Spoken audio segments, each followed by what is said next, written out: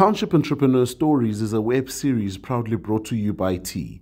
We profile small businesses nationwide that are providing services and products ekasi. G'day, my name is Brenton. I'm a director of a company called Solar.com, of which Solar.com was founded in 2018. Our aspect, we cover solar sales, solar installations, repairs, as well as maintenance. The company was founded in 2018 to help the residents of the Western Cape to save on electricity costs, as it can be quite expensive with the rates in South Africa.